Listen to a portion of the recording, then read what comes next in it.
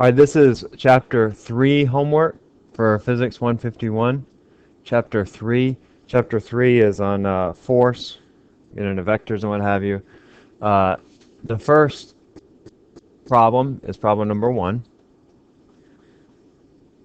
Problem number 1 says, what net force must be exerted on a 7 kilogram sack of potatoes to give it an acceleration of 3.5 meters per second squared? So I have this sack of potatoes. A bunch of potatoes in it. I want to exert a force on it so that the acceleration is equal to 3.5 meters per second squared. And I'm told that the mass of the sack of potatoes is 7 kilograms. Right. From Newton's second law, I know that the force equals the mass times the acceleration. So I want to know what that force is. Excuse me, let me erase that. That force is equal to the mass, which is 7 kilograms, times 3.5 meters per second squared.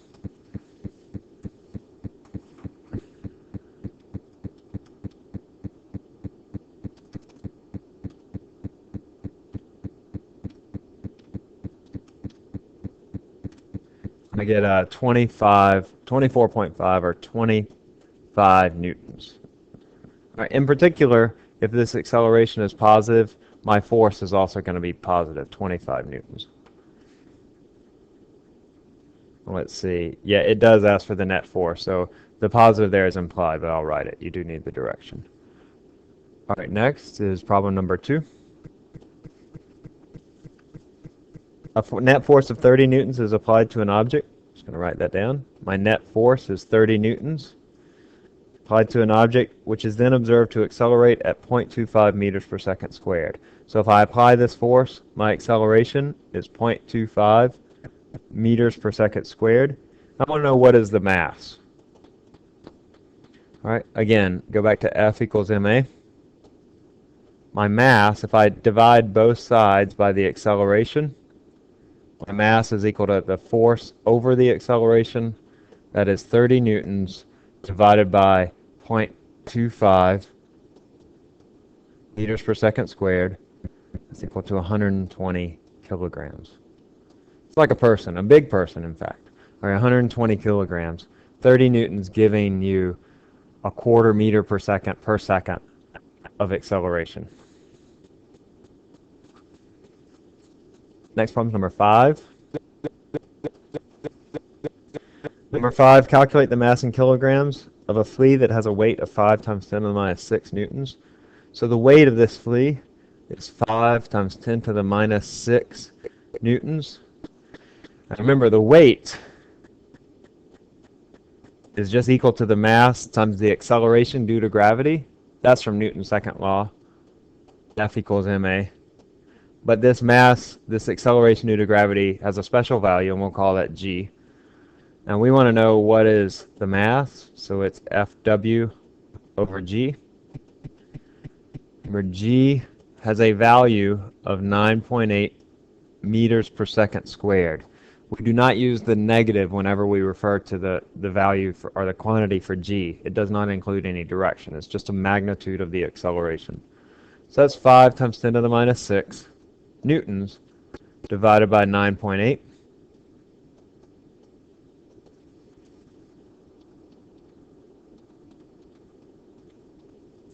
You get 5.1 times 10 to the minus 7. Or just 5 times 10 to the minus 7 kilograms.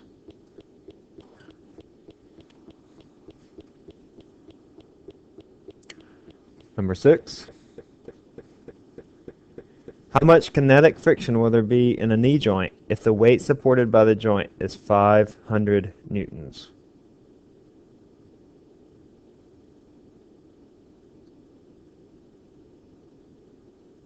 All right, if you look back in your book, let's see, find out the page number. In the discussion on friction, it will give your, this is on page 39 of your book. You need to know what is the coefficient of kinetic friction. That's mu k. And for a knee joint, Where is it? Bone lubricated with synovial fluid is 0.015. All right, this is on page 39. There's a table with all your coefficients of kinetic and static friction. Remember, this is a measure of the amount of friction between two surfaces. And so the coefficient of friction for your knee joint is fairly small, 0.015. In fact, in this list, it's, well, this is smaller than steel on ice. So like, for example, an ice skate, for example, it would be smaller than that. All right, so I want to know, for number 6, how much kinetic friction there is. Use a lowercase f. I want to know what that force is. It's a force. And the weight supported by this joint is 500 newtons. All right, so let's see if I can draw a knee here. I'm going to draw it from the front.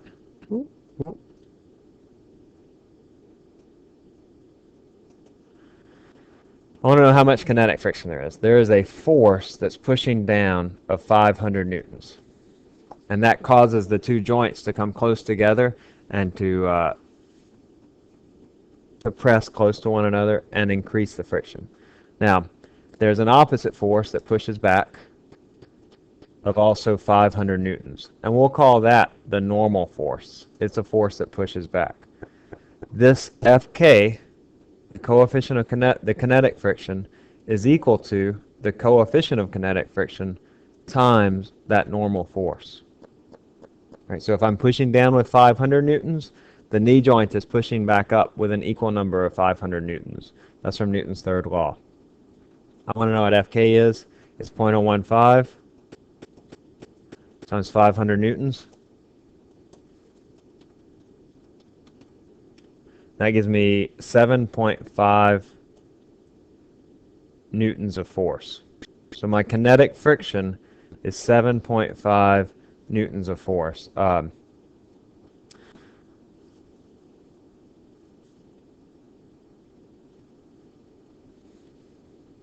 right, now after number 6, number 7.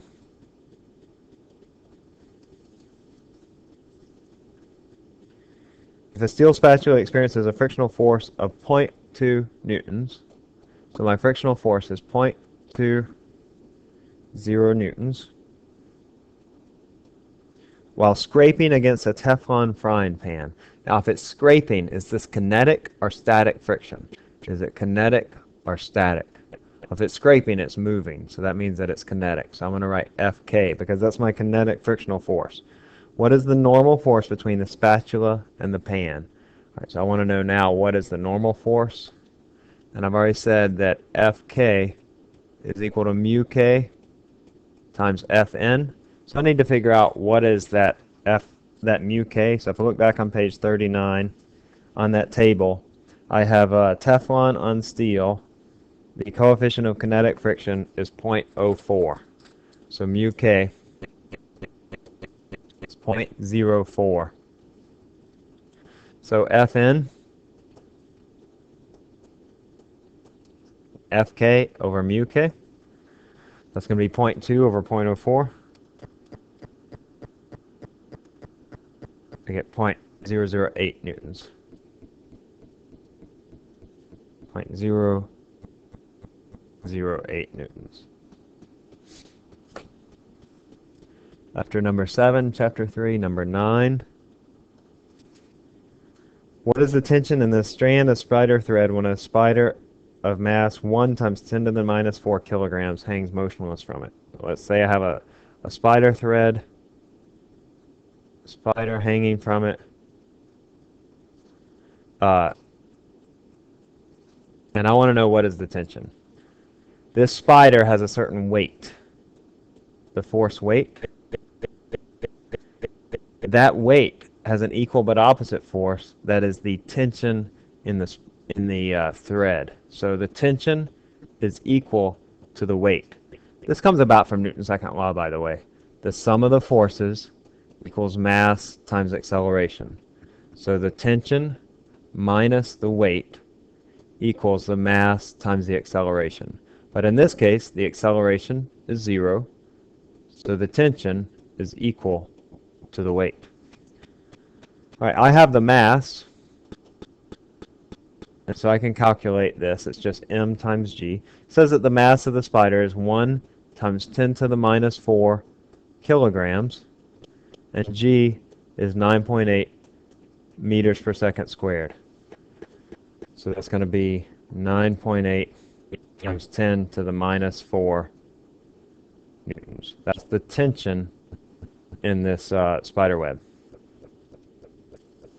Is that all for number 9? Yeah.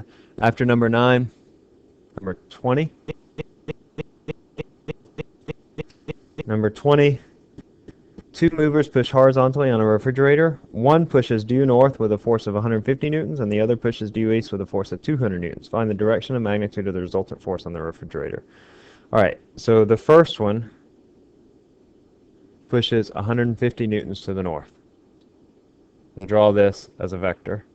150 newtons to the north, and the other pushes east with a force of 200 newtons. So let me redraw this just a little bit. Let's write this 150 over here. The other pushes to the east with a bigger force, 200 newtons. Right.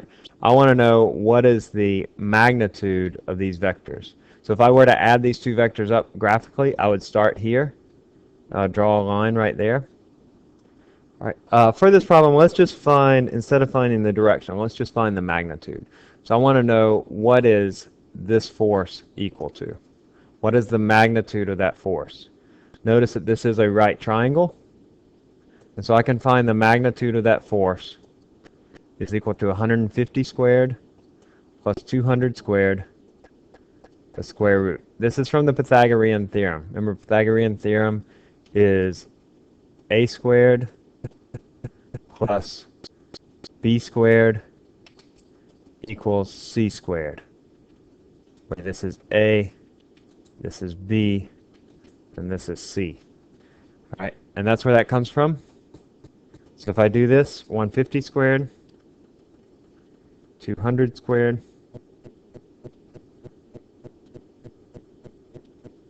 I get 250 newtons.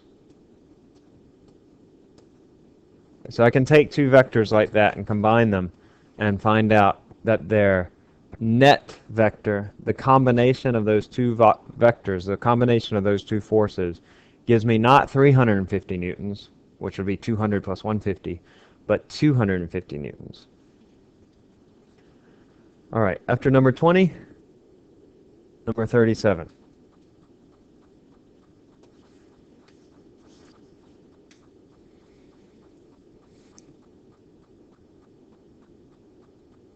Okay, let's see. What force is applied by each traction shown in figure 3.35? All right, I have two sets of tractions, A and B. Let's just do A first. It looks something like this. I have a person's foot, and there is a cable attached to the end. It goes over a pulley, and then there's a mass, and that mass is 10 kilograms. There's a pulley right here. There's a certain weight pulling down here, which causes a certain tension right here. And there's an equal tension there. So I have my force weight, my force tension, and this tension, that tension is felt all the way throughout the rope. And so that's the force that's pulling on this person's leg to help set the bones in place or whatever. So just as we did before, Ft minus Fw is equal to ma, but a is 0, so that's equal to 0. So my tension is equal to the force weight. And so my tension is equal to m times g. That's 10 kilograms times 9.8, which is 98 newtons. On the next one, you have a foot.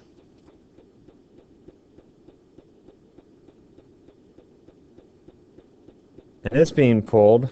It has a pulley attached to it. And then you have this system set up where you have a rope that there's another pulley here, and here. And then I have this rope that comes down and around and like that.